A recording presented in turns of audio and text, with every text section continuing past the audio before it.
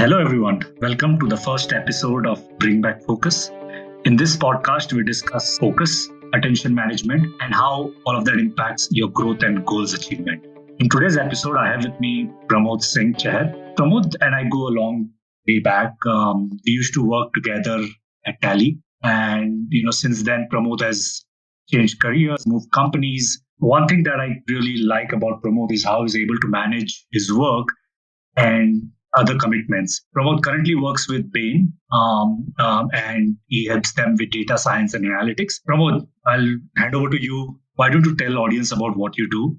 And it's lovely to have you on the podcast. Yeah, thanks, Dipesh. First of all, absolutely delighted to be on this podcast. Thanks for inviting me here. I'm also a big fan of your articles. I think they're super useful and relevant for the people out there. I'm Pramod Singh. I'm currently with Bain Company. I'm an expert data science in their advanced analytics group. Prior to Bain, I was with Walmart Labs and Publicis Sapient. I've published a few books in this field and authoring a course currently. I've been a speaker at numerous conferences as well. I'm a visiting faculty and board of studies member as well. Thanks for inviting me here. Absolutely. My pleasure, Pramod. Thank you so much. I think, you gave a very quick summary. It would be injustice to everyone if we don't go a little bit into details in terms of how you move from sales to analytics, right? What you said about what you do outside of your work, you have more than a full-time job. We'll like to go into more about how you manage those things. But before we get into that, why don't you talk to us about how you move careers, and talk to us about your journey. What got you here, where you've come? Yeah, absolutely.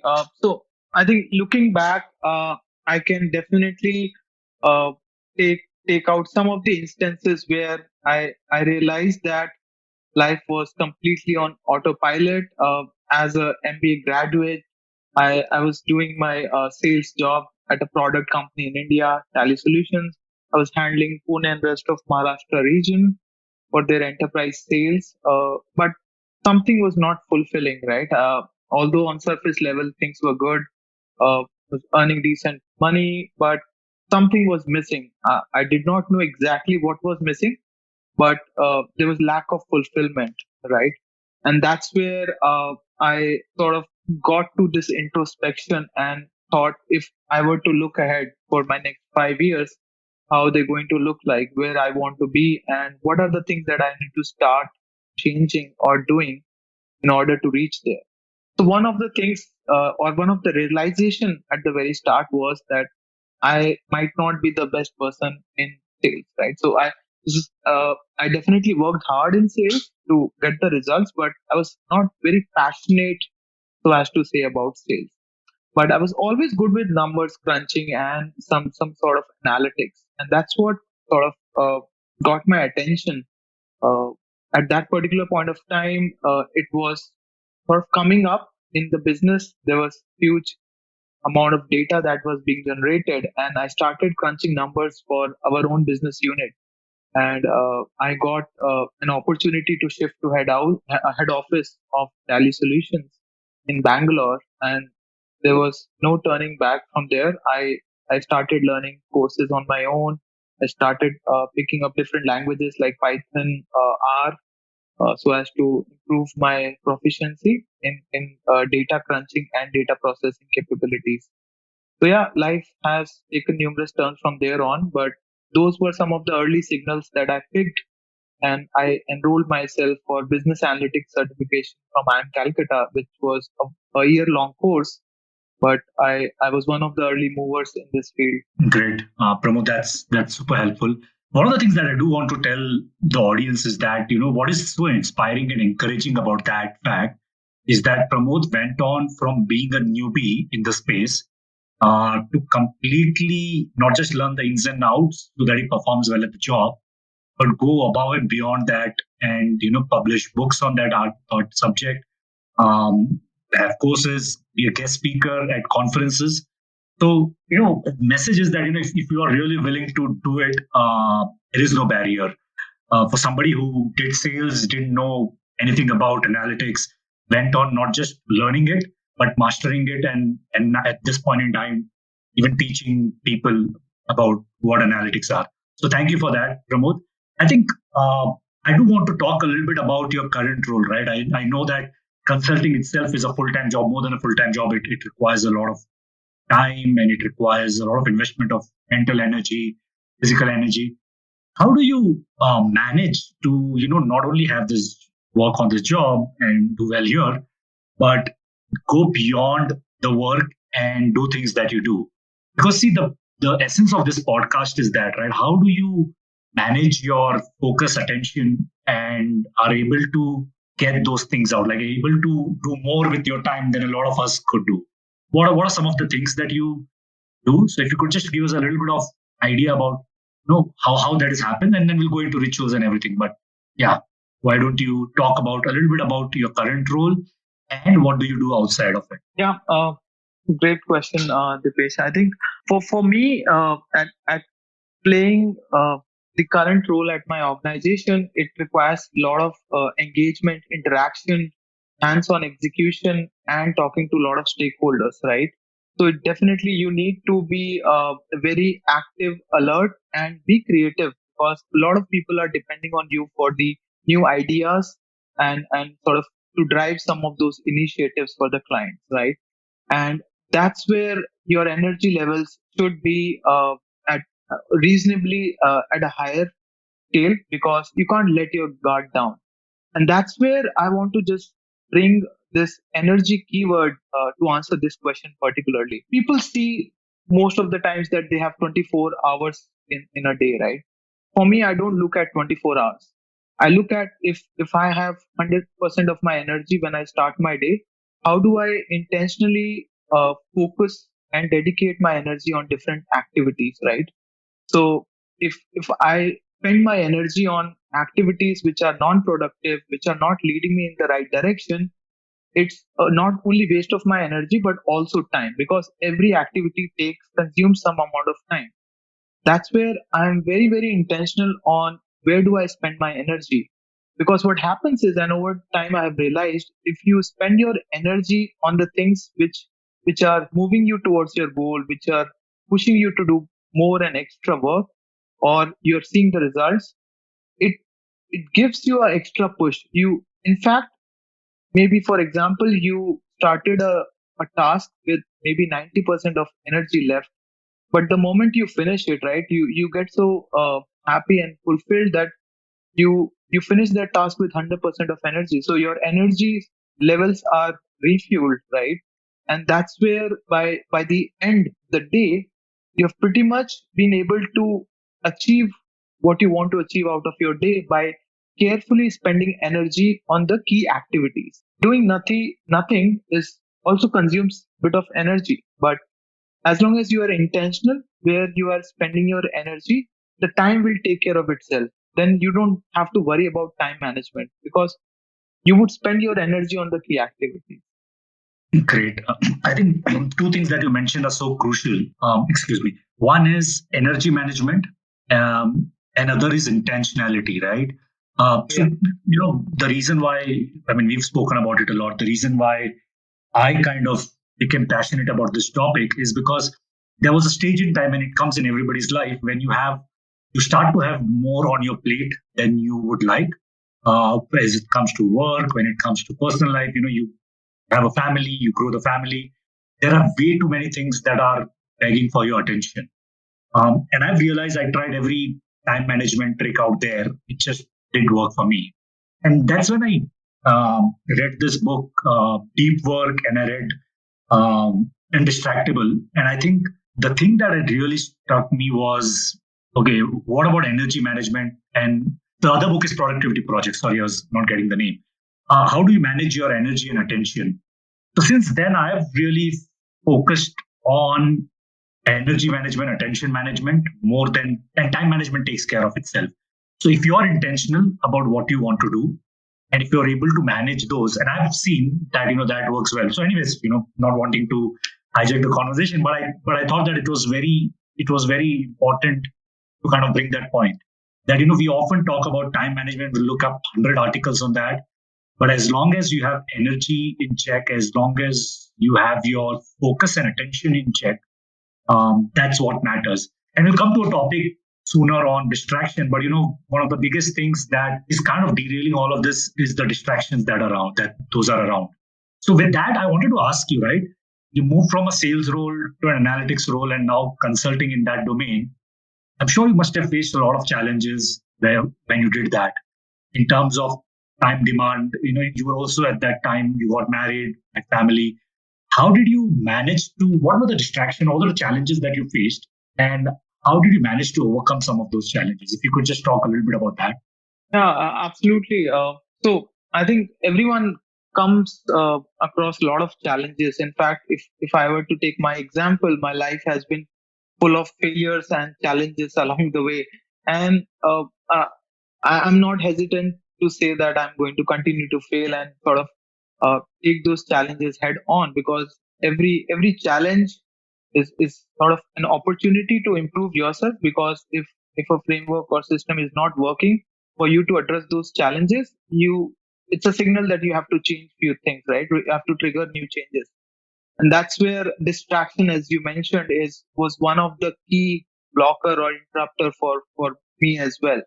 But what has worked for me in the past and continue to work even today is I always get this feeling that I don't know enough, right? Irrespective of where I've reached or where do I continue to go, I I'm always in this mindset that I need to learn more and improve more, because I see people around me who are way smarter, way better, and they're doing so many amazing things.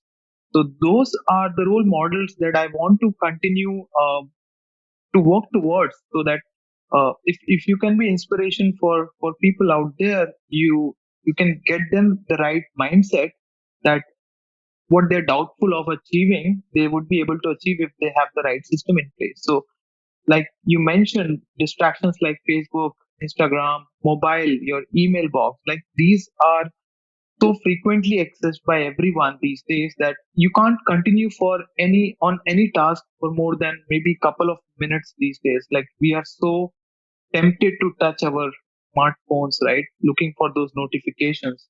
But what has helped me is I have this hourglass in front of me. So whenever I start on a task, I just keep my mobile phone or my internet. I just use one tab at a time. First of all, I don't open multiple tabs, because again, it's a you don't want to have that environment right in front of you that makes you to sort of switch your attention or go towards the task. So things whatever works out for individuals, right? But as long as you are serious about finishing a task and you are serious enough to achieve the highest amount of productivity from the day, I think distractions are a distraction. Like it at the end of the day, it's your attention. You should control it, not let the devices control your attention. Great, thanks. You're absolutely right about that, right? I mean, what happens is you're starting with a task, and it happens to us so many times a day. You start with a task, and you know one innocent notification pops up, and one thing leads to another, and the next thing you know, you are watching a favorite sports clip on YouTube, and the task at hand is gone. Now, one of the things that I do want to get out of help people get out of this podcast are some actionables, right? So we'll get really deep into the tactics. So, I know that writing a book is obviously an intense job.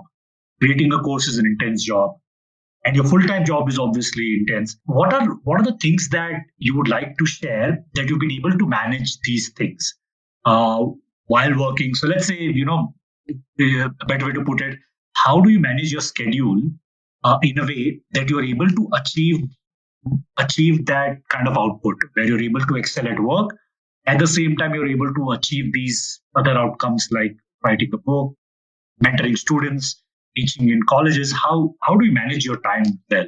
If you have to just talk about your daily ritual. Yeah.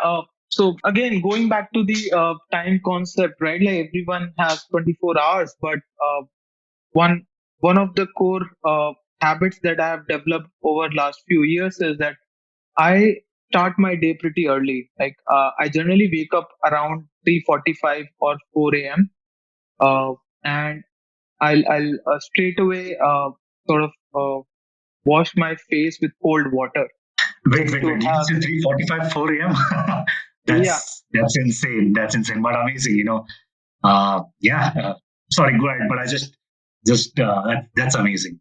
yeah. It's so I'm more of a morning person because what I realized is like trying to overwork in the night sort of it it backfires a bit because you've already spent your day doing the things that you need to do, like your office, you're taking care of family and other stuff, your physical exercise. So you're left with very little amount of energy. So your mind is already tired and you can't potentially, and it depends person to person. For me, actually, it morning rituals work the best. So I started waking up pretty early because it got me a window of around 3 hours every day where I could sort of attack my day at the very beginning and achieve at least 70-80% of what I want to achieve from the day. So, for example, I'll just wake up pretty early around 3:45 a.m. I'll just wash my face with cold water just to get back to my senses. And I'll always smile. The first thing I'll do is smile because uh, most times we are so busy in the day that we forget we have to be light, right? We have to take things not so seriously, but at least send signals to your mind that you are doing the right things, you're happy with the state you are in. And I have a mantra, right? So like everyone, every successful team would have their own mantra. And so for me personally, I have this mantra which I've been saying for the last 5 6 years every single day. Like and it's, pardon my language, but it's fuck everything, I can do this. So whenever I'm in doubt, whenever I'm starting my day, I'm ending my day, I give this reinforcement to my mind and myself that I have the capability and the power to overcome anything, any situation. So I just keep repeating this to myself that I can do this. So I generally start my day by writing my goals in absolute details, and I try to visualize them every single day because, and some of those are already manifested in my life. So I definitely know it works. I have few goals which I wrote down 5 years back and which I have been able to achieve pretty early, and that's why I continue to do that. And those goals, by the way, keep uh, shifting a bit. I start with new goals as well. So it depends where at what stage of life you are in, so that you. But the exercise to write your goals should continue, right? Then I follow it up with planning my day. What are the top 5 6 key activities that I need to do to during the day, and then I prioritize them into P1, P2, P3 buckets so that I can focus on the most important ones. I'll also go over the previous day's journal just to ensure that I don't miss out on anything or if I need to carry something forward for today. And my journal would typically involve my goals, the challenges, events, or learnings from the day. And I, and if I may mention that I also write at least three things that made me happy on a particular day, right?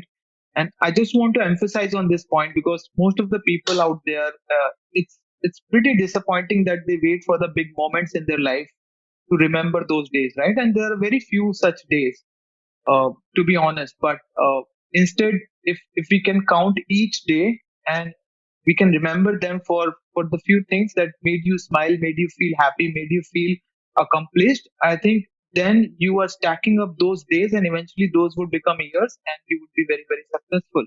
So I started writing at least three things that made me happy, and it can be any level of happiness. It could be small happiness. It could be a great happiness, right? For example, just seeing my child smile would give me a lot of happiness. So I started with three items, but over the period of time that I'm realizing that I'm on daily basis, I'm able to find at least 10 things that made me happy on that day. So every day is counted for. I'm really happy that I'm taking control of my day right from the start of the day, right? So Then I would go and study something. I would learn something. I would either write my book or course, or learn something new related to my field or on my communication. So, and I'll then go to gym or do some physical exercise. So by the time my wife and my kid are up, I've pretty much taken care of the day, and then we get busy with the office schedule.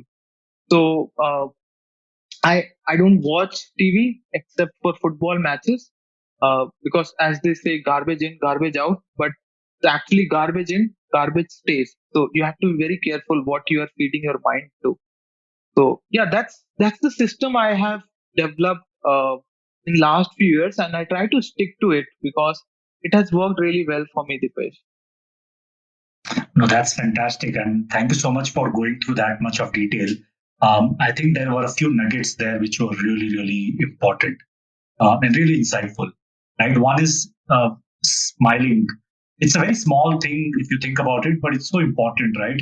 It sets you in the right mood for the day, Yeah, and I think that's something that I don't do as well, and I'm sure my family would like me to do that more.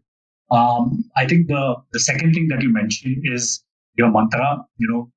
Yes, absolutely. There are going to be bad days, but you'll get back on track. And I think the garbage in, garbage days is so powerful, right? I mean, we always talk about garbage in and garbage out, but you're right, it stays. And it's not everything doesn't go out. It influences your thoughts and behavior. So thank you for that. I think that's really helpful. There are two things that I would want to ask on top of that, right?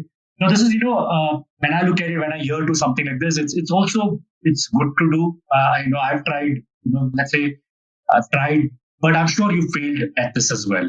There are days when it's like, okay, you don't want to get up at that time, that you don't want to do all of this. How many times does it happen? And, what do you do to get back on track? Because I'm sure it happens to every one of us, but just wanted to understand, how do you cope up with if that day doesn't go according to plans? yeah, absolutely. I think there, we are not robots, right? Like we are human beings at the end of the day, and definitely there would be days when you are sick, when there's some emergency in the family, when your mind is not in the right place, right? But barring those instances, a lot of times what I've seen is it's on to us whether we want to stick to those rituals or not, right? One thing that stops us from continually doing these rituals or sticking to this system is we are afraid of confronting our mistakes, right? We most of the times in our jobs and in different places, we take pride in being accountable for what is our role, right? We would take pride in saying that we met our deadlines, we delivered to the client the right value. But when it comes to our own self, we are not accountable, right? Uh, we are lying to ourselves, because if we promised ourselves that we would go for a half hour walk or a run, we would, if for some reason we are not able to go, we will stop, we will sort of get into that guilt cycle, and that brings us back to the identity thing, right? Everything is related to what identity you have set for yourself. If you believe you are not accountable, you can't keep promise to yourself, you can't meet those promises, then eventually that would happen to you, right? You won't stick to those rituals and habits. That's why you would more of like new year resolutions, which won't go for too far. That's why uh, it's important that you train your mind to start acknowledging these small things where you are not keeping your promise. I'll give you an example. Uh, because if you set your mind and stick to those small things also, then you can do big things in the right way. So, for example, if you were to you thought, let me keep my clothes properly in the wardrobe, right?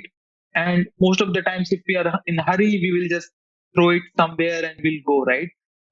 Let's say you want to make your bed the moment you wake up, right? Let's say you want to drink water more than what you're drinking currently. So these are the small things, and whenever you remember this, right? Like I have to drink a glass of water. Most of the time, your mind will trick trick you to not do it because it's very easy not to do, right? If you overcome that feeling, you get up, you drink a glass of water, and you come back, right? You are sending a signal to your mind that you are in control of the decision making. You're not letting your mind to control the decisions for you. And these small things like this would again stack up, right? And next time when you have promised yourself that you would go for a run or a jog, your mind will support you because it has now learned a pattern that you don't compromise on the small things as well that you feel accountable for, right? And that's what, right? It's pretty powerful, but it's a habit. It's all about consistency. If you just do it for very few days, and if uh, and there are a lot of angles to it, but I think the good starting point could be that you go and still do it when your mind says that it's not mandatory, right? Things would still go on. You still do it. You go against your mind because your heart says like, yeah, this is fine. It's not required at this point of time. I can sleep another hour. I can snooze, right? But you go against it. You and then becomes a habit of overcoming the initial resistance of your mind. And then it is amazing that how supportive your mind becomes, and you can achieve anything. Yeah, which is a very good point, right? I think what you're talking about is, we have this inherent, the concept of neuroplasticity. Your brain kind of adapts to what you do. It's not a rigid structure. Right. Initially, yes, you're going to face a lot of challenges as you try to build a habit. But once the beauty of a habit is once it's established, it kind of becomes very innate or becomes very part of your nature. So, it's that initial hurdle, and it's easier said than done. But, the key is to, I believe, what you're saying is to start small and, just have that identity. And that identity could be that, I'm a person who doesn't do this. I'm a person who gets things done. It should be a part of your identity. And that's when you'll probably see results. I think that's fantastic. Thanks, Pramod. One thing, Yeah. and, And again, sorry, go ahead. yeah, I just want to add one more point there, Dipesh, and I think a lot of people could relate to it, right? Don't go for perfection, right? Don't aim for perfection because if you're trying to hit the goal 100% of times, and if you miss it, a lot of people just give up on the entire goal itself, right? So just just try to be more consistent than inconsistent, right? If you are consistent more number of times, you would still be very close to your goal. So even if you are hitting it 70-80% of the times, still fine. Don't aim for 100% unless you are super ready for it. Yeah, I think progress beats perfection. So yeah, completely agree with that. Now, again, going back a little more into tactics. So you've set your intention. You've started. Okay, I need to do this for the next 2 hours. Let's say you need to write. How do you? And this is where the meat of this discussion comes, or where the rubber hits the road. Like say I have a hourglass in front of me, and I need to write. How do you manage to not what do you say get that done in that hour or whatever time you allocated? Like how do you not get derailed when you are in the heat of things? Like how do you get into the flow state, if I may? Yeah. Again, great question. A lot of times it's about the clarity that what you want to achieve from that task, right? If if you are not clear in your head that what should be the end product or end form of your efforts, then there are high chances that you might derail during those focus hours, right? Because your mind would look for distraction to avoid that situation because you're not very clear where you are heading. But the moment you have absolute clarity on what you want to achieve from those 2 hours, then you're actually not you would have a conducive environment. You would be in an environment where there's very less distraction. Your door is closed. Everyone, you're alone, right? So that you can completely focus, and that's where it makes a huge difference. That's why just writing down your thoughts that what you want to achieve in the next hour is super, super important. And also, what helps sometimes is you write down the consequence if you don't get this done in this hour, right? What could be the implications or consequences, right? And if, because fear is also a great motivator, right? So the moment you write down the consequences of your actions, it might also sort of help you to get into that zone of flow, right? So it's a mix of both. Sometimes you, but it's a personal call one has to take. But the realization that time just would pass, right? Even and that activity or the task would still remain if you are not doing it right now.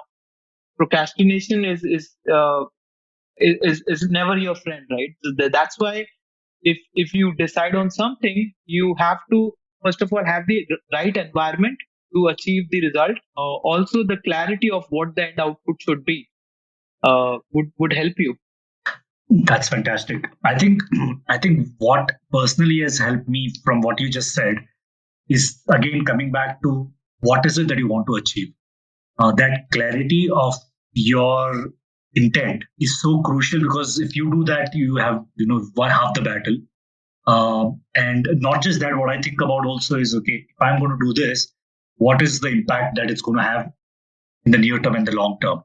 I think having that kind of intentionality or clarity of intentions is kind of crucial to what you just said. That that way you can kind of continue to remain focused.